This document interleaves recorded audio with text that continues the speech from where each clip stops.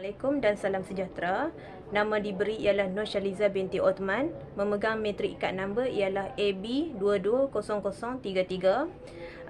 Hari ini saya akan membentangkan tajuk kajian yang kami hasilkan, iaitu persepsi pelajar UTHM terhadap kes penerokaan hutan di negara Malaysia. Sebelum lupa, kami daripada Grup 9 akan membentangkan tajuk hasil kajian kami, iaitu persepsi pelajar UTHM terhadap kes penerokaan hutan di negara Malaysia. Baiklah, ini ialah senarai ahli grup kumpulan 9. Kumpulan 9 terdiri daripada 8 orang, iaitu 4 pelajar perempuan dan maafkan saya kerana saya tersasul, 5 pelajar orang perempuan dan 2 orang pelajar lelaki. Okey, yang pertama ialah penyataan masalah. Kehilangan hasil kayu bala akibat dicuri oleh pihak tidak bertanggungjawab dan juga alam sekitar akan tercemar akibat pengondolan kawasan tadahan hujan. Penyondolan kawasan tadahan hujan pasti akan menjejaskan alam sekitar. Tumbuhan pada asalnya menjadi benteng pertahanan alam musnah akibat penerokaan tersebut. Seterusnya ialah berkaitan objektif kajian kami. Objektif kajian kami yang pertama ialah mengenal pasti kaedah pengurusan hutan yang terdapat di negara kita. Objektif yang kedua ialah mengenal pasti perkara yang perlu masyarakat elakkan daripada berlakunya isu penerokaan hutan. Yang ketiga, membincangkan konsep untuk memelihara dan memulihara hutan terhadap masyarakat. Persoalan kajian kami. Apakah kaedah yang pertama? Apakah kaedah pengurusan hutan yang digunakan di negara kita? Persoalan yang kedua, apakah perkara yang perlu dielakkan oleh masyarakat daripada berlakunya isu penerokaan hutan? Dan yang terakhir, persoalan kajian kami ialah berkaitan dengan apakah konsep untuk memelihara dan memulihara hutan terhadap masyarakat? Seterusnya kita akan masuk kepada bahagian metodologi kajian. Metodologi kajian kami menggunakan Google Form. Untuk mengumpul persepsi daripada kalangan pelajar UTHM berkaitan dengan kes penerokaan hutan. Okey, ini adalah bahagian A kami. Bahagian A berkaitan dengan maklumat demografi responden. Bahagian A, soalan yang pertama yang diajukan kepada responden daripada pekaji berkaitan dengan nama. Yang kedua berkaitan dengan kategori umur pelajar. Dan yang ketiga berkaitan dengan tahap pengajian pelajar UTHM. Okey, untuk bahagian B pula, pengkaji mengajukan soalan kepada responden berkaitan dengan jenis fakulti. Seterusnya ialah tahun pengajian pelajar. Untuk bahagian B, hanya 2 soalan saja yang kami ingin kumpulkan data responden. Okey, untuk bahagian C ini, pengkaji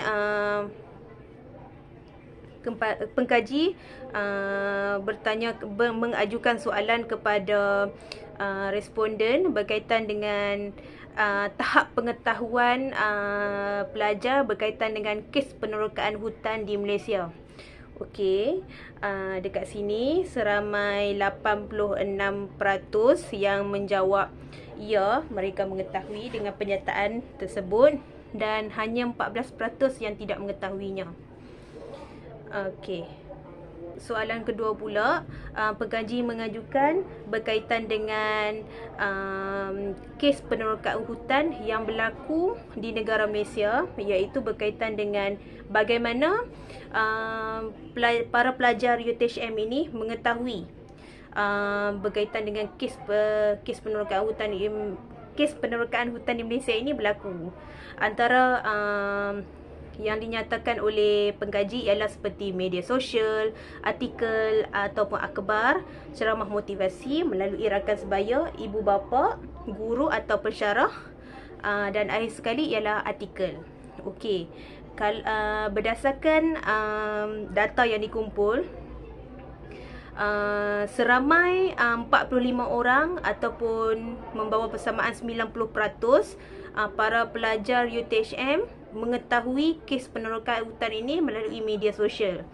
Manakala data yang paling sedikit yang dikumpul oleh pengkaji adalah pengetahuan mereka melalui ceramah dan motivasi. Dan catatan yang kedua tertinggi ialah melalui artikel dan akhbar seramai 20 orang yang membawa persamaan 40%.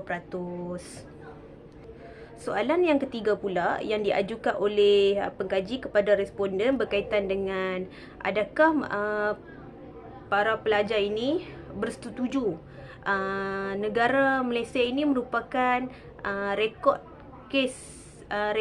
merekodkan kes penerokaan hutan itu yang paling tinggi.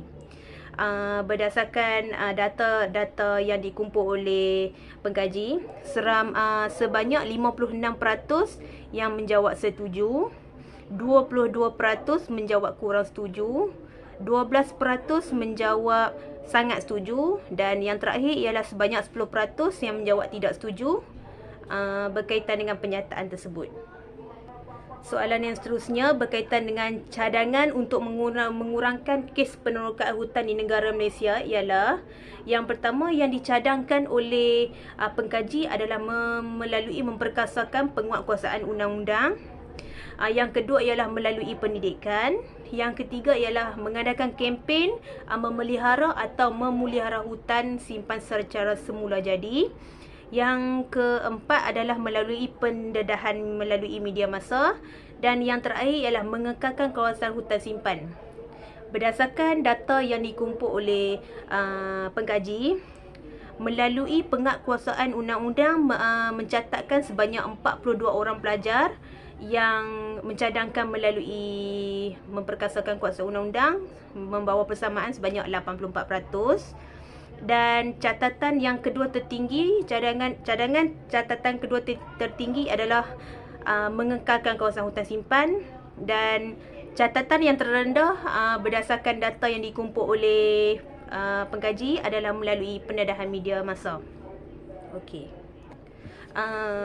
Seterusnya, soalan yang terakhir ialah pengkaji mengajukan soalan berkaitan dengan iaitu kes penerokaan hutan ini boleh memberikan kesan buruk terhadap negara Malaysia. Okey, berdasarkan data yang dikumpul oleh pengkaji, sebanyak 66% yang menjawab sangat setuju. Seterusnya 24% yang menjawab sangat setuju, dan yang terakhir sebanyak 6% yang menjawab kurang setuju berkaitan dengan penyataan kesan buruk berkaitan dengan kesan buruk kes penerokaan hutan yang berlaku di negara Malaysia. Kesan buruk penerokaan hutan yang kami nyatakan ialah 4. Yang pertama ialah pembalakan haram di Malaysia mengancam kepupusan flora dan fauna serta merosakkan habitat mereka. Pembalakan ini sering dilakukan di kawasan hutan yang terpincir menyebabkan gangguan pada ekosistem. Yang kedua ialah pembalakan haram juga berhubung dengan peningkatan banjir. Pembalakan ini, kawasan ini juga harus dilindungi untuk mengurangkan kemampuan hutan menyerap air menyebabkan tanah erosi dan banjir yang lebih parah saat hujan deras. Yang ketiga ialah pembalakan haram juga berdampakkan pada peningkatan suhu bumi. Setelah penembagan tanah yang terdedah dan jumlah pohon berkurang menyebabkan peningkatan kandungan karbon dioksida. Dan yang terakhir ialah pembalakan haram ini memiliki konsekuensi serius seperti kepupusan flora dan fauna. Lepas itu boleh menyebabkan pemanasan global dan banjir. Oleh itu, kita perlu adakan tindakan yang keras bagi memerangi pembalakan haram demi kesejahteraan masyarakat dan kelestarian lingkungan. Seterusnya yang saya akan nyatakan ialah langkah-langkah penerokaan hutan. Baiklah, langkah-langkah penerokaan hutan ini seperti yang saya cadangkan tadi ialah melalui penguatkuasaan undang lah. Yang kedua, peningkatan pengawasan dan patroli. Seterusnya, peningkatan kesedaran melalui pendidikan, pembangunan ekonomi yang berkelanjutan, Dan akhir sekali berkaitan dengan rumusan. Rumusan yang saya nak rumuskan dekat sini ialah kes penerokaan hutan merupakan suatu isu yang serius dengan dampak negatif yang luas. Penerokaan hutan merujuk kepada tindakan manusia yang merubah hutan menjadi pertanian, pemukiman atau kegiatan manusia yang lain. Untuk mengatasi masalah penerokaan hutan ini, perlu dilakukan supaya konservasi yang berkelanjutan, perlindungan hutan yang lebih baik, pengelolaan yang bijak terhadap sumber daya alam dan pembangunan ekonomi yang berkelanjutan. Kerjasama antara pemerintah, masyarakat dan pemangku kepentingan lainnya juga penting dalam mengatasi masalah ini.